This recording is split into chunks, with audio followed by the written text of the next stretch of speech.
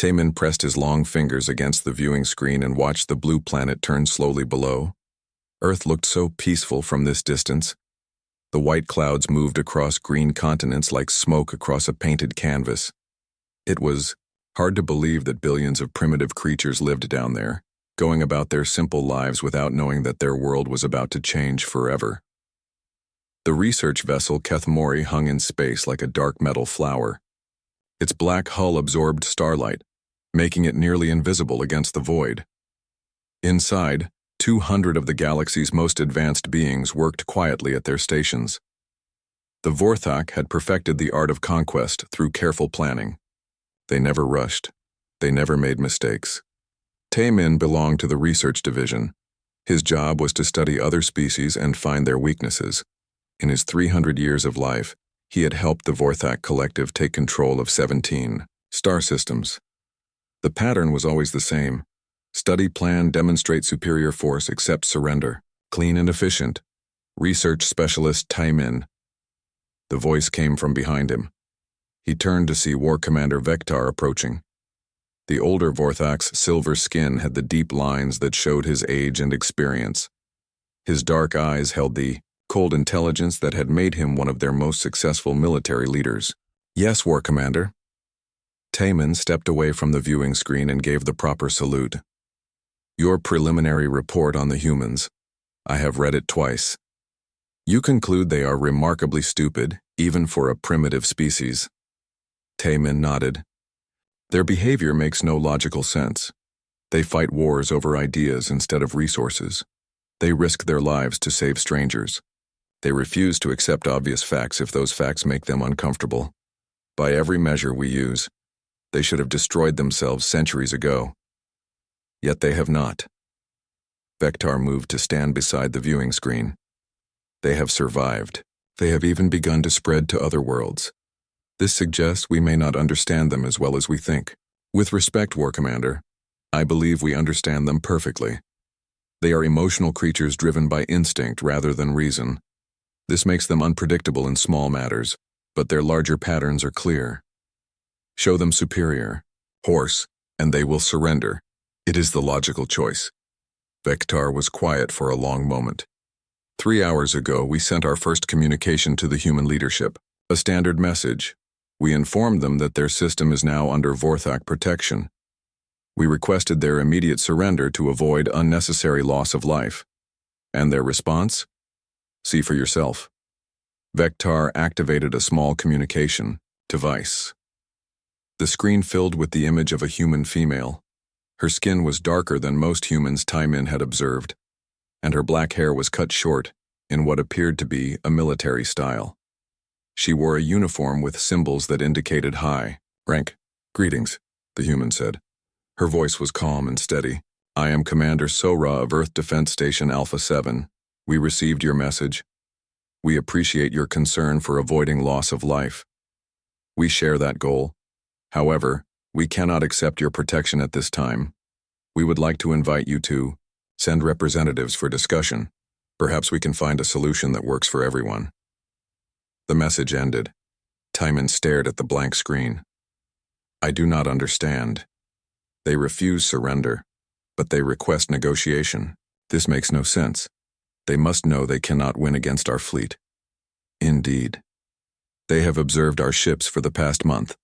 Their instruments are primitive, but they are not completely blind. They know we have weapons that could turn their planet into dust in a matter of hours. Then why do they not surrender? That research specialist is exactly what I want you to find out. Vektar turned away from the screen. I am authorizing a cultural exchange program. You will transport to their station as our representative. You will live among them and study their behavior patterns. I want to understand these creatures before we proceed with annexation. Taemin felt a mix of excitement and concern. Living among them could be dangerous.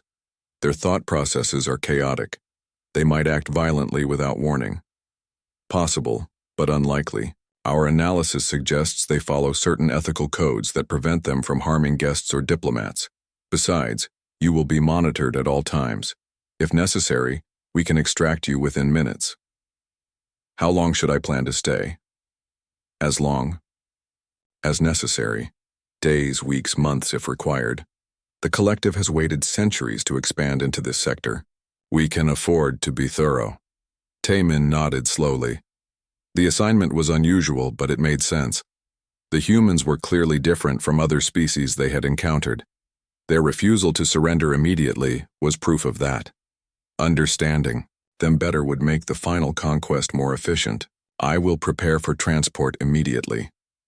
Good. There is one more thing. Vektar's expression became even more serious. The humans have requested that our representative come alone and unarmed. They claim this will demonstrate mutual trust. Trust? The word felt strange in Taemin's mouth. War Commander, trust is not a strategic concept. It is an emotion that leads to poor decisions. Yes. Yet they seem to consider it important. You will comply with their request. No weapons, no hidden recording devices, no emergency transmitters. You will observe them as they observe you. The idea made Taemin uncomfortable. To be completely cut off from his ship, surrounded by unpredictable aliens with no way to defend himself or call for help. It went against every principle of safe research practice, but orders were orders. 2 hours later, Taemin stood in the transport chamber. He wore simple clothes instead of his research uniform. His silver skin felt exposed without the protective layers he usually wore. In his hand, he carried a small bag containing basic supplies and a few gifts from Vorthak culture. The transport beam engaged. The familiar feeling of dissolution washed over him. For a moment, he existed as pure energy, scattered across space. Then the reassembly process began, and he materialized on an alien platform surrounded by alien faces. The first thing he noticed was the smell. The air recycling system on the human station was less efficient than Vorthak systems. He could detect traces of biological waste, cooking food, and mechanical lubricants.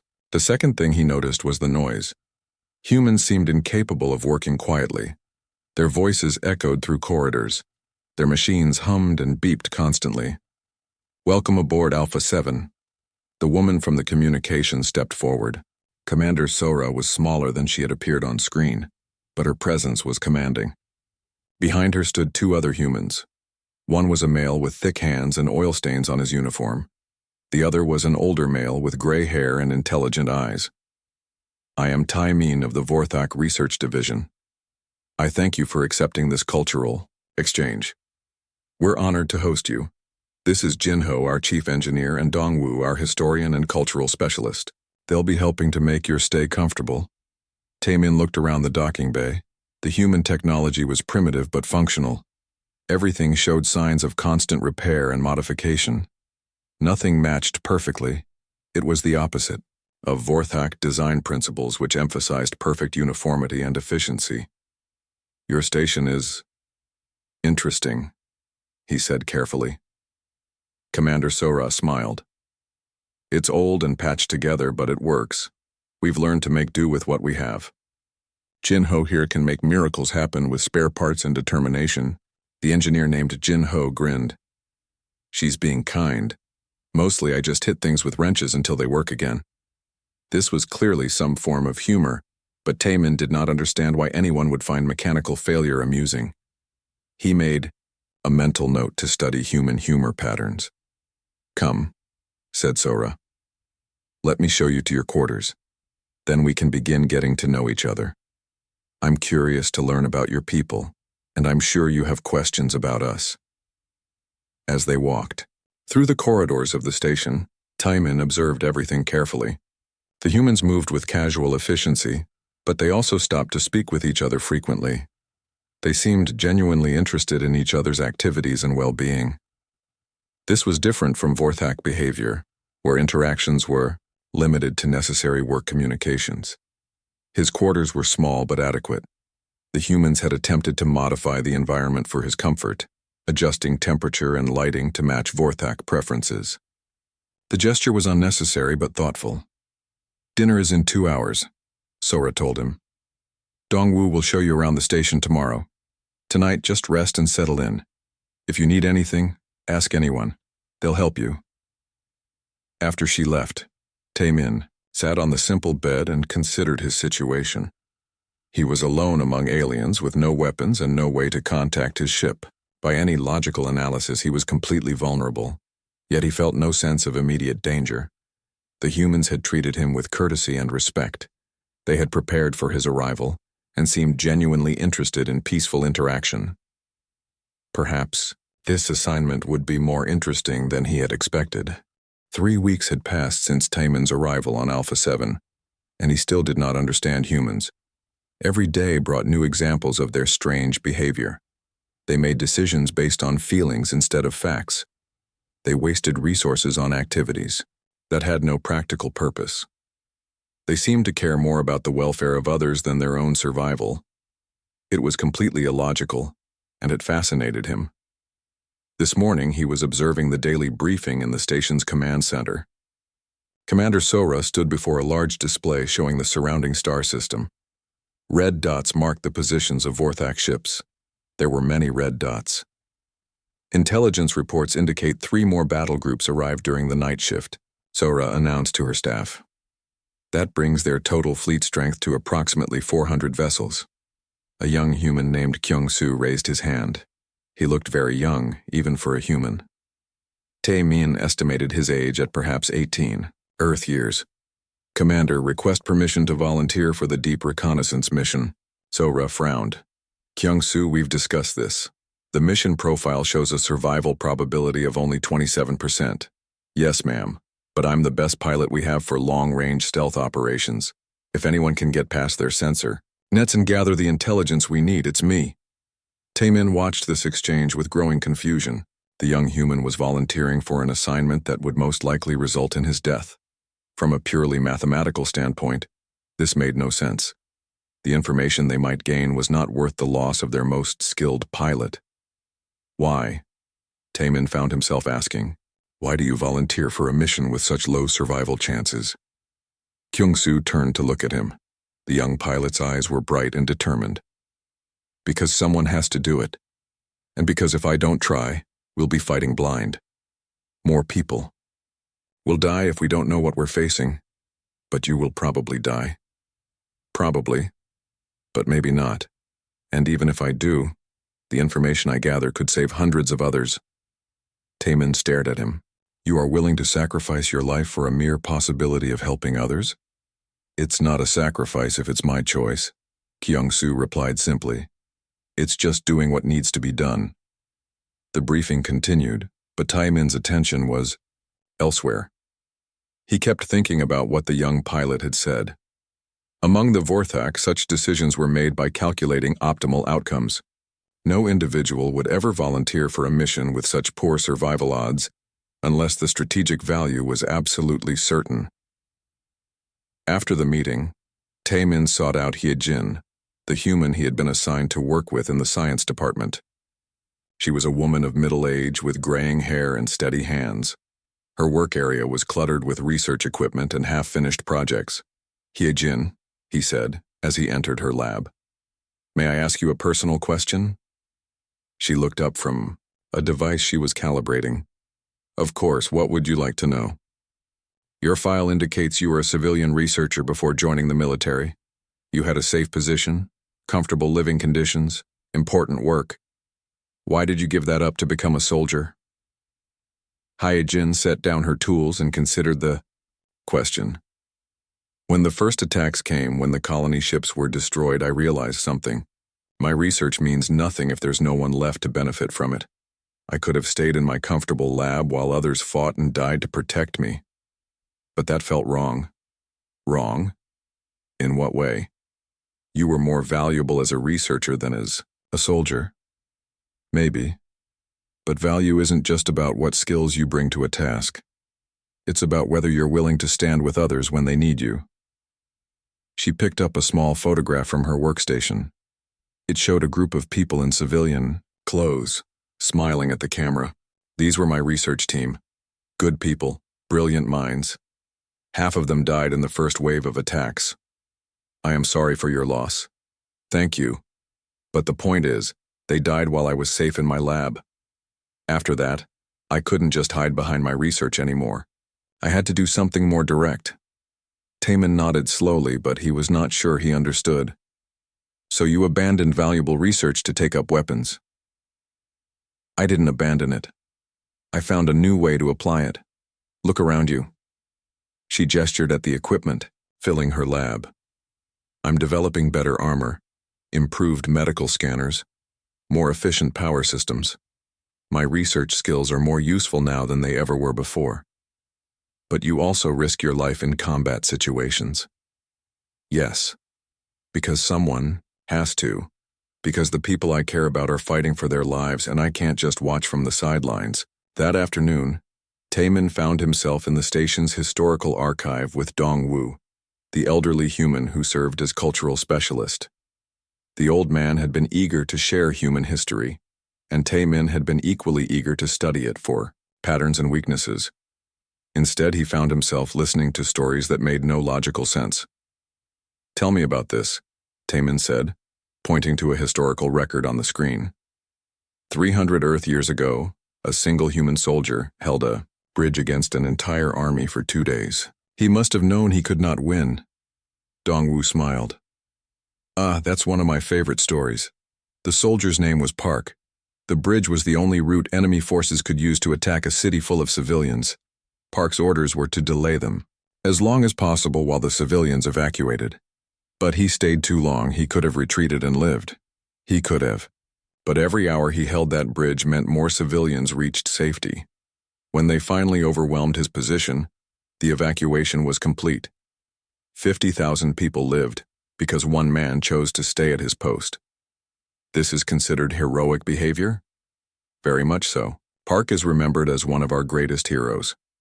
Taman studied the record more carefully.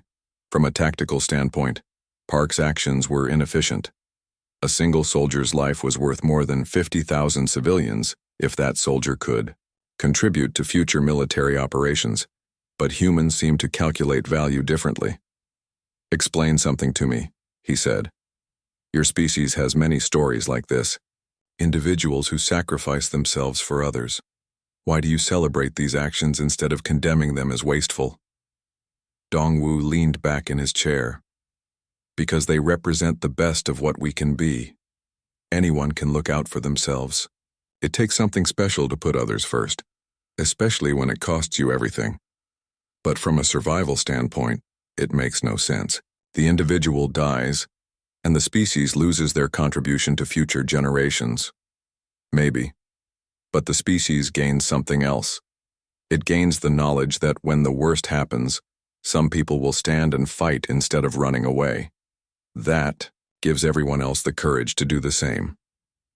That evening, Taman sat in the station's observation lounge, looking out at the stars. Through the transparent aluminum windows, he could see the distant lights of the Vorthak fleet. His people were out there, waiting patiently for his report. They expected him to identify human weaknesses that could be exploited in the coming conquest. Instead, he was beginning to think the humans' greatest weakness might also be their greatest strength. Jin Ho entered the lounge carrying 2 cups of the hot liquid humans called coffee. The engineer had become something like a friend over the past weeks, though Taman was not entirely sure what friendship meant to humans. Thought you might want some company, Jin Ho said, offering one of the cups. Thank you. Taman accepted the drink. He had grown to appreciate its bitter flavor, though he did not understand why humans seemed to require it for proper brain function. You look thoughtful tonight. Something on your mind? I have been studying your people for 3 weeks. The more I observe, the less I understand. Jinho laughed. We don't understand ourselves half the time. What's got you puzzled now? Your willingness to sacrifice for others. Today I watched Kyungsu volunteer for a mission that will likely kill him. Ye Jin told me why she abandoned safe research work to become a soldier. Dongwu shared stories of humans who died to save strangers. None of this makes logical sense.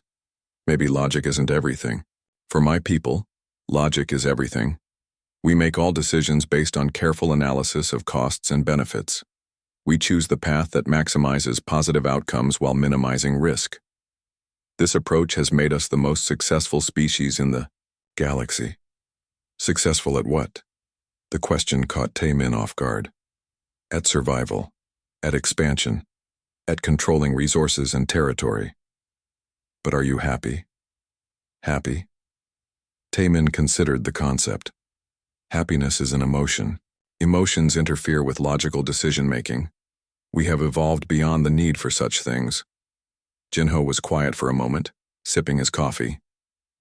You know what I think? I think you're curious about emotions because deep down, you still have them. You just don't let yourself feel them. That is not possible. Vorthak psychology has been studied extensively. We are beyond such primitive responses. Then why are you here? I am here to study human behavior patterns and identify exploitable weaknesses. Are you? Because you've been here 3 weeks and I haven't seen you take any notes. You haven't sent any reports to your ship. Mostly, you just ask questions and listen to our answers. Taemin realized Jinho was right. He had been so focused on trying to understand human behavior that he had forgotten his original mission. This was disturbing. A proper Vorthak researcher would never become so distracted by emotional subjects. Perhaps I have become too involved in my research, he admitted. Or Taemin woke to the sound of alarms. Red lights flashed in his quarters, and the station's communication system crackled to life with urgent announcements. He dressed quickly and made his way to the command center where he found chaos. All hands to battle stations. Commander Sora's voice echoed through the corridors. This is not a drill. Repeat, this is not a drill. When Taemin reached the command center, he saw the main display filled with red contacts. Dozens of Vorthak ships had moved from their distant patrol positions to form attack formations around the station. The peaceful observation period was over. Taemin. Commander Sora turned as he entered. Her face was grim but calm. We're receiving a transmission from your fleet. They want to speak with you. The main screen flickered and resolved into the familiar figure of War Commander Vectar. His silver features showed no emotion, but Taemin could read the subtle signs of impatience in his posture. Research Specialist Taemin. Your mission is complete. Prepare for immediate extraction. War Commander, I request additional time to complete my cultural analysis. Denied. The collective High Command has lost patience with these diplomatic delays. We proceed with annexation immediately. Vectar's image leaned forward slightly. The humans have 72 hours to surrender unconditionally. If they refuse, we will destroy this station and all others like it. You will be extracted in 1 hour. And if I choose to remain? The temperature in the command center seemed to drop several degrees. Every human present turned to stare at Taemin. Even War Commander Vectar appeared surprised. That would be unwise, Research Specialist. The station will be destroyed, along with all inhabitants. Your research, however incomplete, is too valuable to lose in such a pointless gesture. I understand the risks, War Commander. But my research is not complete. These humans are more complex than our initial analysis suggested. I need more time to understand them properly. You have 1 hour to reconsider. After that, the extraction window closes. Think carefully about your choice. The transmission ended. The command center fell silent except for the quiet hum of electronic systems and the distant sound of running footsteps in the corridors as crew members hurried to their emergency stations. Commander Sora approached Taemin. You don't have to stay. We understand that you have obligations to your own people. What will you do? Will you surrender? Sora looked around the command center at her officers. Jinho was bent over a technical console, working to bring the station's defensive systems online. Hyojin was checking medical emergency supplies. Dongwu was coordinating communications with other human outposts. Everyone was working with focused determination. That's not my decision alone, Sora said. We'll put it to a vote. Everyone on the station gets to choose. A vote? Taemin was confused. But you are the commander.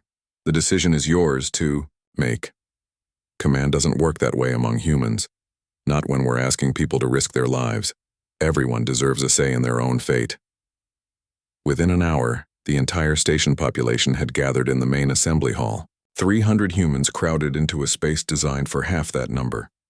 They sat on floors, leaned against walls, and squeezed together on benches. The air was thick with tension and whispered conversations. Commander Sora stood on a small platform at the front of the room. You all know the situation. The Vorthak fleet is demanding our unconditional surrender. If we refuse, they will attack the station. If we surrender, they will take control of human space and all our colonies. She paused, looking out at the sea of faces. I won't lie to you. Our chances of surviving an attack are not good. We're outnumbered 1,000 to 1. Our weapons are primitive compared to theirs. But surrender means the end of human independence. It means accepting permanent subjugation. An older woman near the front raised her hand. Commander, what about evacuation? Could we abandon the station and fight from somewhere else? The Vorthak have surrounded us. No ships can enter or leave the system. Even if we could evacuate, they would simply move on to the next human outpost and make the same demand. A young man called out from the back of the room. So we're the line. If we fall, they keep advancing. If we hold, maybe we buy time for Earth to prepare proper defenses. That's the situation, yes. Taemin watched the discussion with growing amazement. These humans were calmly debating whether to fight a battle they could not win. They were not panicking. They were not angry. They were simply trying to decide what was right. Kyung-soo, the young pilot, stood up. I say we fight, not because we can win, but because surrender means giving up everything we believe in. If we're going to die anyway, better to die standing up. Murmurs of agreement rippled through the crowd, but an older engineer shook his head. Easy words for a young man. Some of us have families to think about. Children who will grow up as slaves if we make the wrong choice here. And what kind of world would those children inherit if we teach them that freedom isn't worth fighting for? This came from Mi Young, a medical technician Taemin had met several times. She was soft-spoken and gentle, but her voice carried clearly through the hall. My grandmother lived under occupation when she was young. She always said the worst part wasn't the hardship. It was the knowledge that her people had given up without trying. The debate continued for another hour. Taemin listened to voice after voice, opinion after opinion. Some argued for surrender, some for resistance, but all spoke with the same underlying assumption that their choice mattered, that they had the right and responsibility to decide their own fate. Finally, Commander Sora called for quiet. We'll vote by show of hands. All in favor of surrender? Perhaps 20 hands rose. Taemin counted them carefully. All in favor of resistance? The remaining hands went up. Nearly 300 people choosing to fight against impossible odds. The vote was not even close. Sora nodded gravely. The decision is made. We fight. All non-essential personnel will be moved to the most protected sections of the station. Combat personnel to your stations. Everyone else prepare for siege conditions. As the assembly dispersed, Taemin found himself surrounded by busy humans making final preparations. He watched Jae-sung, a veteran Marine who had lost his left arm in a previous battle, checking weapons with his remaining hand. When someone suggested he should be evacuated to safety, the old soldier just laughed. I've got one good arm and 40 years of experience.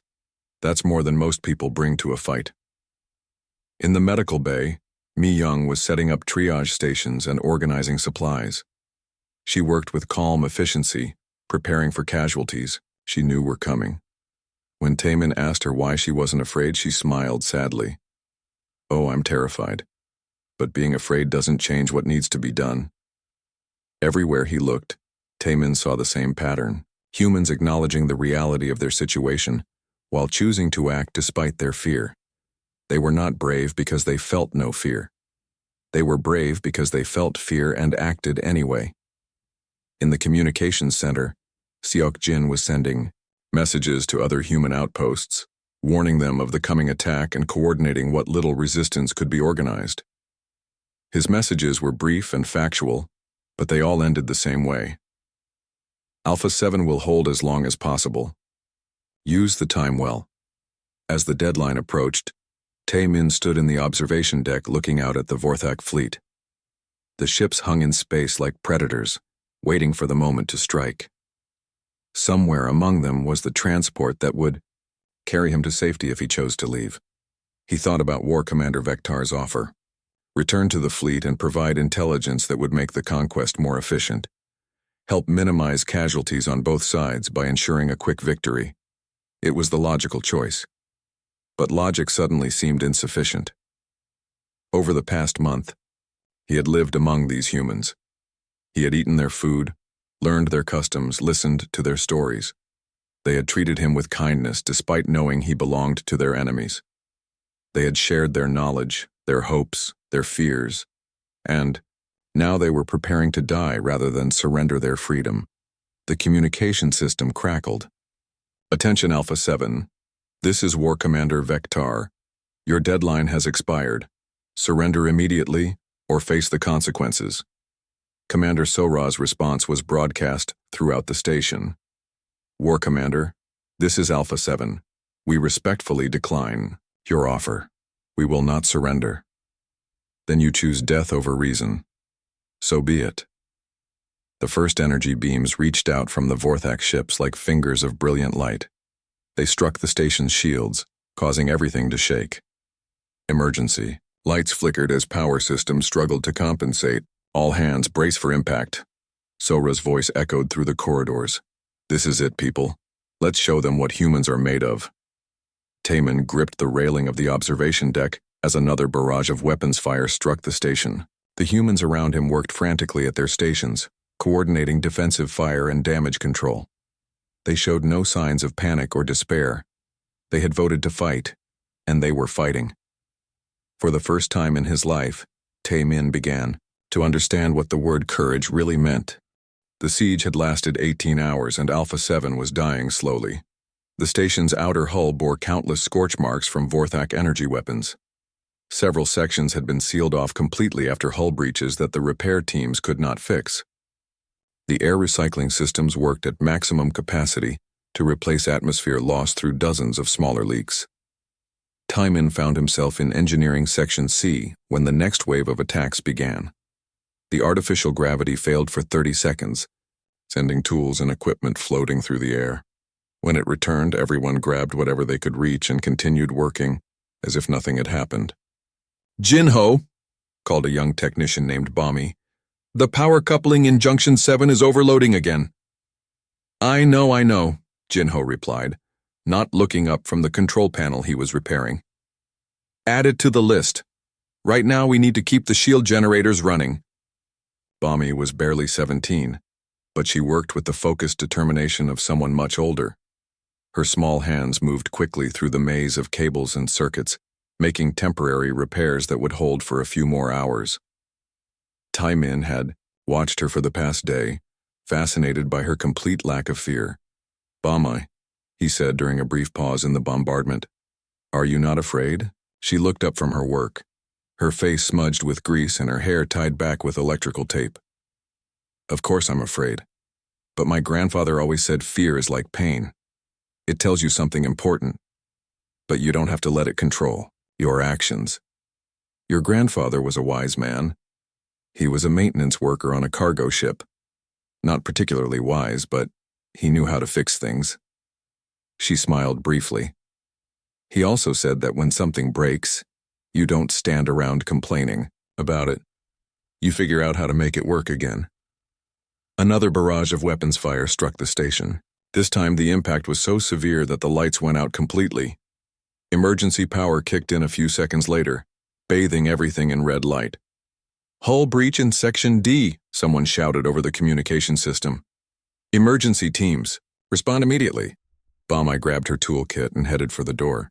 "That's near the main computer core. If we lose that, the whole station goes dark." Taemin followed her through corridors filled with smoke and running figures. They passed wounded humans being carried to medical stations, damage control teams, rushing toward new emergencies, and maintenance crews working to restore power to critical systems. In Section D, they found chaos. A Vorthak energy beam had punched through the outer hull, creating a hole 3 meters wide. Atmosphere was rushing out into space and the emergency bulkheads had failed to deploy properly. Worse, the breach was less than 10 meters from the primary computer systems that controlled the station's life support. "The bulkhead mechanism is jammed," Bami announced after examining the situation. Someone needs to crawl through that access tunnel and trigger the emergency seal manually. Jinho arrived with another repair team. He took one look at the situation and shook his head. That tunnel runs right past the breach. Anyone who goes in there has maybe a 50% chance of making it back out. 43%, Taemin corrected automatically. The atmospheric loss rate and structural damage create a probability matrix that suggests, I'll go. Bomai was already strapping on an emergency breathing mask. I'm the smallest person here, and I know the tunnel layout better than anyone. Absolutely not, Jinho said firmly. You're 17 years old. I'm not sending a child into that death trap. Then who? You're too big to fit through the access way. So is everyone else on the emergency team, and we're running out of time. She was right. The breach was getting larger as the station's structure weakened. Within minutes, the damage would reach the computer core and Alpha 7 would lose all power. There has to be another way, Jinho insisted. Maybe there is, Taemin said quietly. I could go. Everyone turned to stare at him. Bomai frowned. You're not much smaller than Jinho, and you don't know our systems. But I do know Vorthak energy weapons. I can predict how the hull damage will progress, and I have experience with emergency repairs from my research ship. It was not entirely true. Taemin had observed emergency repairs, but he had never performed them himself. Vorthak ships were built to avoid such situations, but the humans did not need to know that. I can't ask you to risk your life for our station, Jinho said. You're not even one of us. Am I not? The question surprised Taemin as much as anyone else. I have lived here for a month. I have eaten your food, shared your company, learned your customs. If I am not one of you, what am I? Bomai handed him the breathing mask. He's right, and he's our best chance. The access tunnel was a narrow metal tube barely wide enough for Taemin's shoulders. He crawled forward slowly, following the beam of his flashlight through the darkness. Behind him, he could hear the sound of atmosphere rushing out through the hull breach. Halfway to the emergency controls, the tunnel shook violently. Another weapons blast had struck nearby. Taemin pressed himself against the tunnel floor and waited for the vibrations to stop. When they did, he noticed something that made his blood run cold. A crack had appeared in the tunnel wall just ahead of him. It was small now, but it was growing. If the tunnel failed completely, he would be crushed or sucked out into space. He had two choices: turn back now and accept that the station's computer core would be destroyed, or continue forward and trigger the emergency seal, knowing that he might not survive the journey back. The logical choice was obvious. His life was worth more than a human computer system. He should retreat to safety and let the humans deal with their own problems. Instead, he kept crawling forward. The emergency control panel was exactly where Bomai had said it would be. Taemin pulled off the access cover and examined the mechanism inside. It was simple but effective. Pull the red lever, and explosive charges would seal the breach instantly. As he reached for the lever, the tunnel shook again. This time, the crack in the wall spread completely across the tunnel's width. Atmosphere began hissing out through the gap. His breathing mask would only protect him for so long. He pulled the lever. The explosion was enormous. Even through the tunnel walls, Taemin felt the shockwave as the emergency charges detonated. The hull breach sealed instantly, cutting off the rush of escaping air. But the tunnel was collapsing. Taemin began crawling back towards safety as fast as he could move. Behind him, metal supports groaned and buckled. Ahead of him, he could see the tunnel entrance and the faces of humans waiting anxiously for his return. The tunnel collapsed when he was still 5 meters from the entrance. A section of the roof came down directly on his legs, pinning him in place. Pain shot through his body, and he could feel warm liquid that was probably blood soaking through his clothes. Taemin, Bami's voice echoed through the wreckage. Can you hear me? I am here, he called back, but I cannot move. The tunnel has collapsed. Hold on. We're going to get you out. For the next hour, the humans worked to dig him out of the debris. Jinho directed the effort while Bamai squeezed through gaps in the wreckage to bring him water and medical supplies. Myung, the medic, crawled partway into the collapsed tunnel to treat his injuries. Why did you do it? Bamai asked while they waited for the rescue team to clear more debris. You could have died in there. Taemin considered the question. A month ago, he would have had a logical answer prepared, something about gathering intelligence or maintaining his cover story. Now, he found himself giving a different answer. Because it needed to be done. And because you would have done the same for me. How do you know that? Because I have been watching you for a month. All of you. I have seen how you treat each other, how you sacrifice for strangers, how you care for those who cannot care for themselves. You showed me what it means to be part of something larger than yourself. When they finally pulled him free from the wreckage, both his legs were broken and he had lost a significant amount of blood. But he was alive, and the station's computer systems were intact.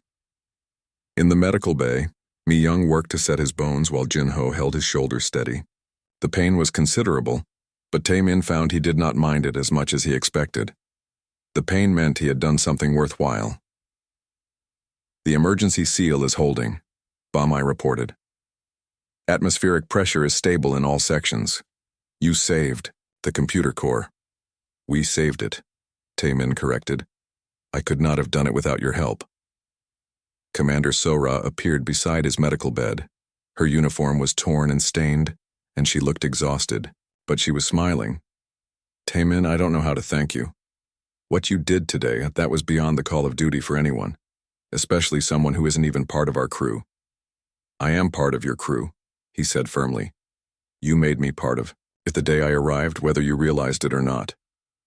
Outside the medical bay, the siege continued. Vorthak ships still surrounded the station, still pounded it with energy weapons. But something had changed for Taemin. He was no longer an observer studying an interesting alien species. He was a human, at least in all the ways that mattered. And for the first time in his long life, he understood what it meant to choose courage over logic, sacrifice over safety, community over self-interest. The humans had taught him that true bravery was not the absence of fear. It was the willingness to act despite fear, to put others before yourself, to stand for what 5 days had passed since the siege began, and Alpha 7 was barely holding together. The station's hull was cracked in dozens of places, held together by emergency patches and desperate repairs. Half the life support systems had failed. Power came and went unpredictably. Food and water were rationed to the minimum needed for survival. But the humans had not surrendered. Taemin lay in the medical bay, his broken legs immobilized but his mind racing. Through the small window beside his bed, he could see the Vorthak fleet maintaining their blockade. 400 ships arranged, in perfect formation, waiting for the station to finally collapse under the weight of continuous bombardment. He knew his people well enough to understand their strategy. The siege was not meant to destroy Alpha 7 quickly.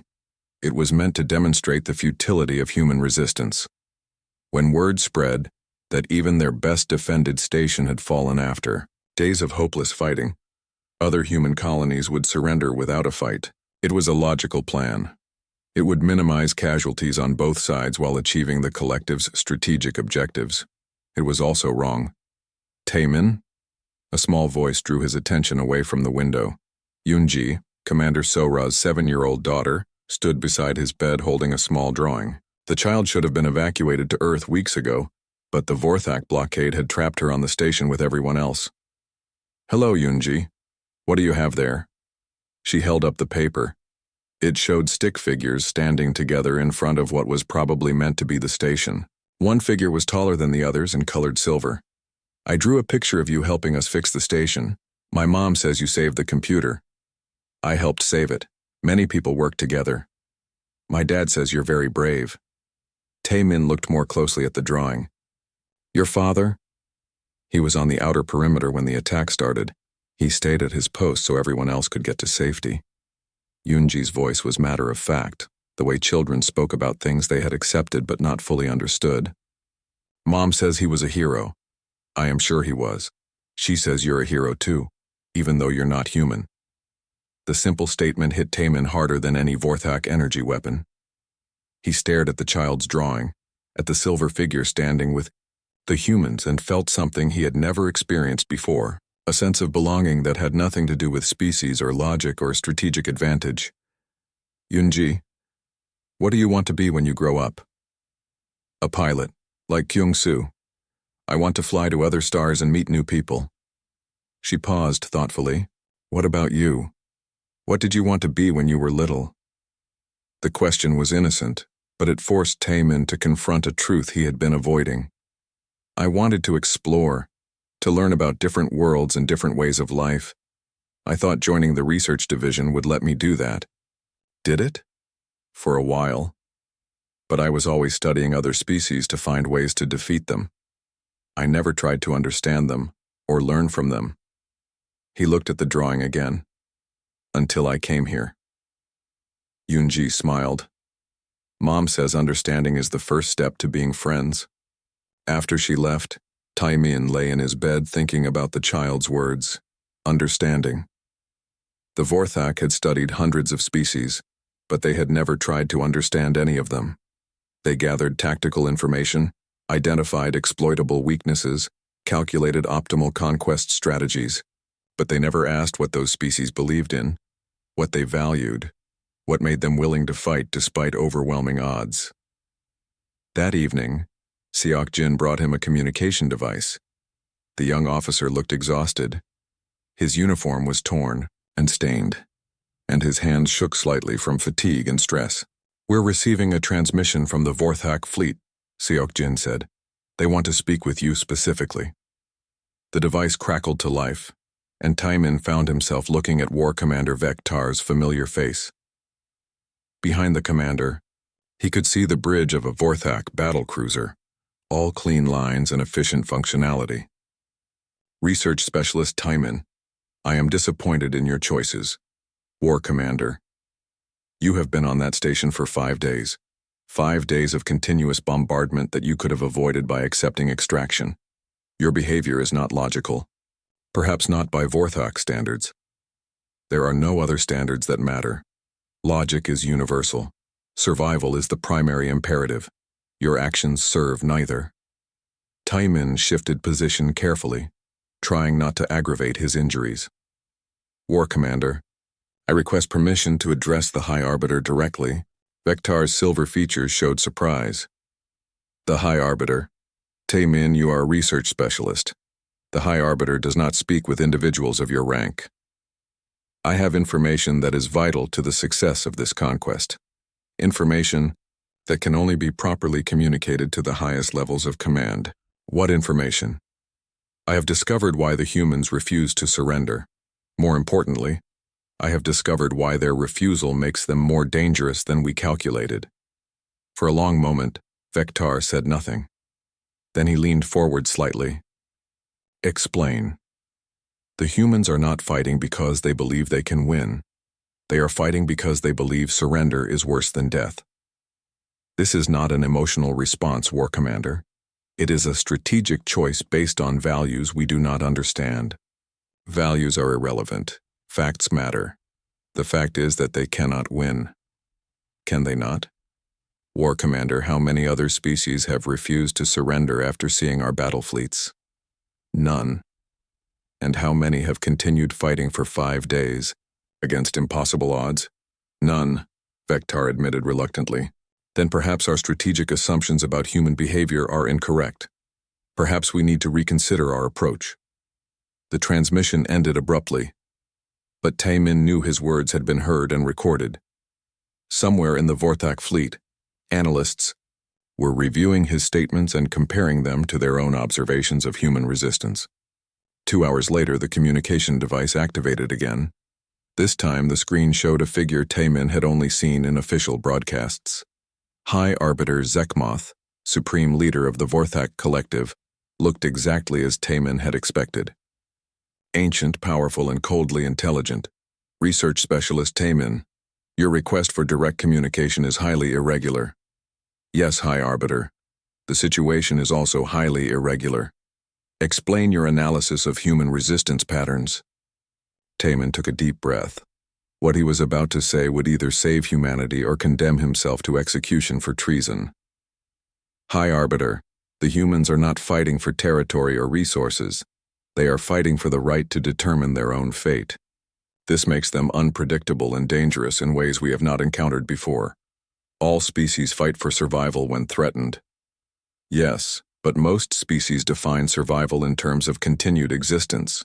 Humans define it in terms of continued freedom. They would rather die as free beings than live as slaves. A primitive emotional response. Perhaps. But consider the strategic implications. If we conquer human space by force, we will face continuous rebellion. Every human world will become a source of instability. Every human colony will require permanent military occupation.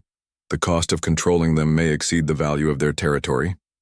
High Arbiter Zekmoth was silent for several seconds. You suggest we cannot successfully conquer humanity? I suggest that conquering them may not be the optimal solution. There may be alternatives that serve the collective's interests more effectively. What alternatives? Taemin hesitated. What he was about to propose went against everything the Vorthak collective had ever done. But he had seen what humans were capable of when they chose to cooperate instead of surrender. Alliance, High Arbiter, partnership rather than conquest. The screen went dark. Commander So-Ra entered the medical bay a few minutes later. She had obviously been listening to the conversation. Her face was grim. That was either very brave or very foolish, she said. Probably both, Taemin admitted. But it was necessary. My people need to understand what they are facing if they continue this conquest. And if they don't listen, then you will fight, and you will probably die, and they will eventually win through sheer numbers. But the cost will be higher than they expect. Sora sat down in the chair beside his bed. She looked older than she had a month ago, worn down by days of constant battle and the weight of command. Taemin, why are you doing this? Really? You could have left with your people and been safe. He thought about Unji's drawing, about Bami's courage in the collapsed tunnel, about Jinho's quiet friendship, about all the humans who had accepted him as one of their own. Because I learned something here that I could not learn anywhere else. I learned what it means to be part of something worth fighting for. And what's that? A community where people choose to stand together not because they have to, but because they want to. Where individuals sacrifice for others not because it is logical, but because it is right. Where courage is not the absence of fear but the decision to act despite fear. Sora smiled for the first time in days. You understand us better than we understand ourselves sometimes. Perhaps. But I also understand my own people. And I know that this siege cannot continue much longer. One way or another it will end soon. Outside the window, the Vorthak fleet maintained its. The communication system crackled to life at dawn of the 6th day. Taemin woke from restless sleep to hear High Arbiter Zekmoth's voice echoing through the corridors of Alpha 7. Attention all inhabitants of Human Station Alpha 7, you will prepare to receive a Vorthak delegation for final negotiations. Any hostile actions will result in immediate destruction of your facility. Commander Sora appeared in the medical bay minutes later, her face showing a mixture of hope and suspicion. They want to negotiate. After 5 days of trying to blast us into pieces, now they want to talk. It is a positive sign, Taemin said carefully. But be cautious. The High Arbiter does not make decisions based on emotion. If he is willing to negotiate, it means he has calculated that negotiation serves Vorthak interests better than continued warfare. Or it's a trap. Possible. But unlikely. The Vorthak do not use deception in warfare. We consider it inefficient. 2 hours later, a small Vorthak transport docked with the station. Taemin watched from his bed as 3 figures in traditional collective robes walked through corridors lined with suspicious humans. The delegation was led by Admiral Korthvin, Taemin's former mentor, and one of the most respected strategic minds in the collective. When Admiral Korthvin entered the medical bay, Taemin struggled to sit up straighter despite his injuries. The older Vorthak's silver skin showed the deep lines of age and wisdom, and his dark eyes held the same calculating intelligence that had made him legendary among their people. Research Specialist Taemin. You appear to have been injured. Admiral Korthvin, it is an honor to see you again. Is it? You have committed acts that many would consider treason against the collective. I have committed acts that I consider necessary for the good of the collective. Admiral Korthvin studied him carefully. Explain. Admiral, you taught me that the most dangerous enemy is the one you do not understand. We have spent decades studying human technology, human tactics, human weaknesses, but we have never tried to understand human motivations. Motivations are irrelevant. Results matter. Do they? Then consider these results. 5 days of bombardment against a single station. Minimal casualties inflicted. No surrender obtained. Maximum publicity generated for human resistance throughout their territory. By any measure, this siege has been a strategic failure. Commander Sora entered the medical bay with Jinho and several other senior officers. She saluted Admiral Korthvin with the formal courtesy due to a foreign dignitary. "Admiral, welcome to Alpha 7. I understand you wish to discuss terms." "Commander, Sora, I am here to understand why your people choose destruction over logical surrender. Because surrender isn't logical for us. We don't measure success the same way you do." "Explain." Sora glanced at Taemin, who nodded encouragingly. "Admiral, your people value survival above all else. Ours value freedom. To us, a life without freedom isn't worth living. Freedom is a concept that can be redefined. Under Vorthak rule, your people would have safety, prosperity, and purpose." "Whose purpose?" This came from Jinho. "Would we be free to choose our own goals, our own leaders, our own way of life? You would be free to serve the greater good of the collective." "That's not freedom. That's slavery with better working conditions." Admiral Korthvin turned back to Taemin. "Is this the understanding you believe we lack?" "Part of it, Admiral. Humans do not fight because they are stupid or emotional. They fight because they have calculated that some things are more valuable than life itself. This makes them more dangerous than any species we have ever encountered. More dangerous than species with superior technology. Yes, because technology can be captured or copied, but conviction cannot be defeated by force alone." The conversation was interrupted by alarms throughout the station. Seokjin's voice echoed from the communication system. "All hands to battle stations. Multiple contacts approaching from outside the system. Configuration unknown." Through the window, Taemin could see new lights appearing among the stars. Ships were arriving, dozens of them, from all directions. Admiral Korthvin activated a portable communication device and spoke rapidly in formal Vorthak. "Our sensors indicate approximately 100 human vessels approaching," he announced. "Outdated designs, minimal armaments, no threat to the fleet." "Commander," Sora smiled grimly. "They're not here to fight your fleet, Admiral. They're here to evacuate Alpha 7. "Impossible. We have maintained a complete blockade for 5 days. You've maintained a blockade of direct routes, but humans don't always take direct routes." She activated the main display, showing the tactical situation. Those ships came from a dozen different colonies, taking roundabout paths through asteroid, fields, and nebulae. They've been traveling for days to get here. Admiral Korthvin studied the display with professional interest. An impressive coordination effort, but pointless. Even 100 ships cannot break through our defensive positions. They don't need to break through. Watch.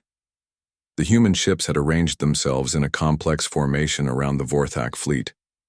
They were clearly outgunned and outnumbered, but they made no aggressive moves. Instead, they broadcast a single message on all frequencies. "This is Captain Namsu of the Earth Defense Force. We are here to offer transport to any non-combatants who wish to leave Alpha 7. We will not fire unless fired upon. We ask only that you allow humanitarian evacuation of civilians." Humanitarian evacuation? Admiral Korthvin repeated thoughtfully. "They risk their lives to save people they have never met." "That's what humans do," Taemin said quietly. "It is what I learned during my time here." The next few hours tested everyone's nerves. The human evacuation ships moved slowly through the Vorthak formation, docking with Alpha 7 to take aboard non-essential personnel. Children, elderly civilians, and wounded fighters were transferred to safety, while the Vorthak fleet watched without interfering. Taemin was offered a place on one of the evacuation ships, but he refused. His broken legs would heal eventually, and he felt a responsibility to see this crisis resolved peacefully if possible. During the evacuation, he noticed something that surprised him. Several Vorthak officers had been observing the human ships at close range. They watched families saying goodbye, saw volunteers staying behind to continue the fight, witnessed the quiet courage of people facing probable death. "Admiral," Taemin said during a brief pause in the evacuation, "what do your officers report about human behavior patterns?" "They report the unusual observations. Individuals choosing to remain in danger rather than abandon their posts. Families separating so that some members can fight while others reach safety. Volunteers risking capture to evacuate strangers. And what conclusions do they draw from these observations?" Admiral Korthvan was quiet for a long moment. "That perhaps we have underestimated human tactical capabilities." "Not their tactical capabilities, Admiral. They're strategic ones. They are fighting a different kind of war than we understand." When the evacuation was complete, the human fleet withdrew to a safe distance. But they did not leave the system. Instead, they waited, maintaining their positions just outside weapons range. A clear statement that they would not abandon Alpha 7. That night, Admiral Korthvan returned to the medical bay alone. He sat in the chair beside Taemin's bed and spoke quietly. "Research specialist, I have spent 40 years studying warfare. I have conquered systems, defeated fleets, accepted the surrender of entire species, but I have never encountered anything like this." "What troubles you most about it?" "The mathematics do not work. These humans know they cannot win. They know their resistance costs lives and resources they can ill afford. Yet they continue fighting. It contradicts every principle of logical behavior. Unless you change the equation. What if they are not fighting to win? Then what are they fighting for? To prove that some things are worth fighting for, regardless of the outcome. To demonstrate that freedom is more valuable than safety. To show other species that resistance is possible, even against overwhelming odds." Admiral Korthvan nodded slowly. "They are not fighting for territory. They are fighting for principles." "Yes. And principles cannot be conquered, only destroyed. If you destroy the humans, you destroy the principles they represent. But if you do that, you also send a message to every other species in the galaxy. That resistance is futile, or that the Vorthak are enemies of everything decent and noble in the universe." They sat in silence for several minutes, watching the lights of the human fleet through the window. Finally, Admiral Korthvan stood up. "I must return to my ship to make my report to the High Arbiter. But first, let me ask you something. If you could change the outcome of this confrontation, what would you choose?" Taemin thought carefully before answering. "I would choose an outcome where both species learn from each other. Where the Vorthak discover that not everything valuable can be conquered, and humans discover that not all aliens are enemies. And, if such an outcome were possible, would you be willing to sacrifice your standing in the collective to achieve it?" "Admiral, I have already sacrificed my standing in the collective. I am a Vorthak who has chosen to stand with humans against his own people. By any definition, that makes me a traitor." "Or," Admiral Korthvan said quietly, "it makes you a bridge between two worlds that desperately need to understand each other."